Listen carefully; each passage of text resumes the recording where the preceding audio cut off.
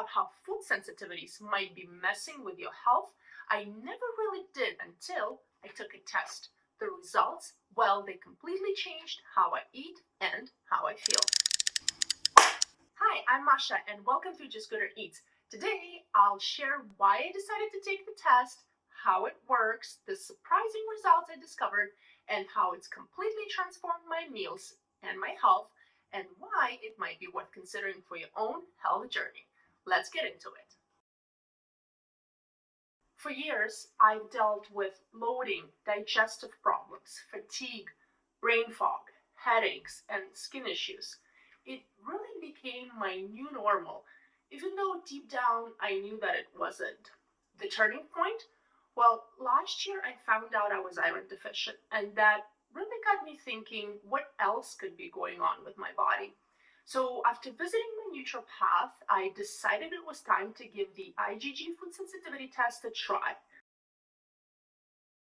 I paid out of pocket for this blood test here in Canada because it's not covered by OHIP. It cost me 360 Canadian dollars for the enhanced panel. Now, I know it's not cheap, but some Canadian insurance might actually cover part of the cost. The test that I took is called Rocky Mountain Analytical FST IgG Food Sensitivity Test. Oh boy, that was a mouthful. And they offer three options: basic, vegetarian, and enhanced.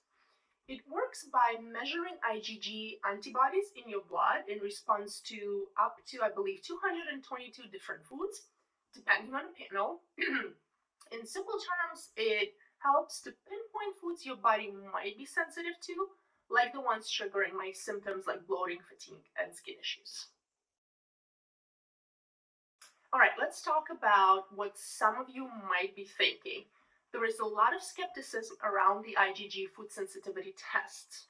While they're not meant to diagnose allergies, and some experts actually argue that IgG antibodies just reflect what you eat often, not necessarily what's causing your symptoms.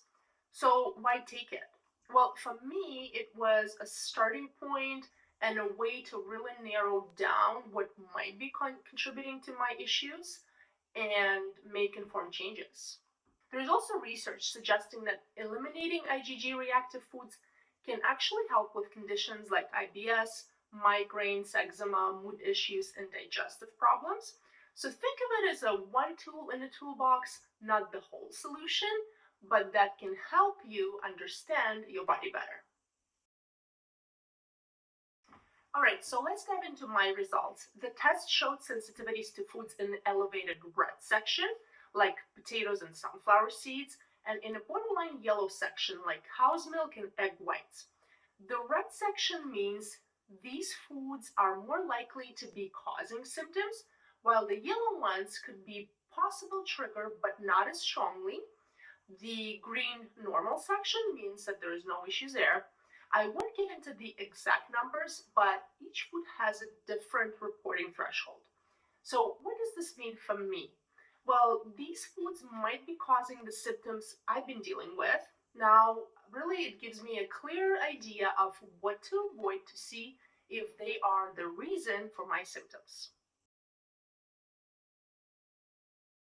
Eliminating trigger foods like potatoes and cheese wasn't easy, especially coming from a Ukrainian and Russian background where potatoes are a staple. Now, seeing them in the red zone was really shocking and frustrating. And I remember thinking, what am I going to eat now? Like, no scalloped potatoes, no roasted potatoes, no mashed potatoes anymore. It felt overwhelming at first, but it's not forever. It's just temporary. And I've actually been on the elimination diet for about almost 2 months now and cutting out my trigger foods completely. And it's been so worth it. My bloating disappeared, my digestion improved, my skin cleared up, and overall, I just have more energy. Taking the test was such a relief. It really confirmed that something wasn't right with my body. Cutting out the trigger foods made a real difference, and that is really all I wanted. Now, my grocery list does look a bit different. It is more filled with my new go-tos like lentils, kale, Swiss chard, and oatmeal.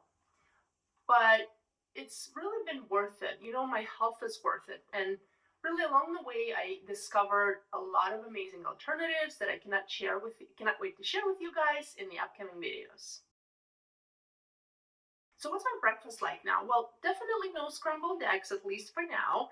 These days I'm all about oatmeal topped with hemp seeds and berries. It really became my go-to for a healthier start to the day. To give my probiotic-rich water kefir an extra boost of fiber and antioxidants, I love adding basil seeds. I've also been eating a lot more leafy greens like kale, Swiss chard, often topped with chickpeas and sea bass. This test completely changed how I think about food and its impact on my body. It's also why I'm inspired to create more health focused, empowering content for you guys, like new recipes and tips to feel your best. If you've been struggling with sluggishness, bloating, indigestion, or skin issues, a food sensitivity test could be a valuable step to explore. Just remember to check in with your healthcare provider first. I hope this video gave you something to think about. Have you ever heard of IgG test? Maybe you've even tried one. What was your experience like? Drop a comment below. I'd love to hear from you. And if you know someone who might relate to this journey, feel free to share this video with them. Thank you so much for watching and for your support. I'll see you in the next one. Bye.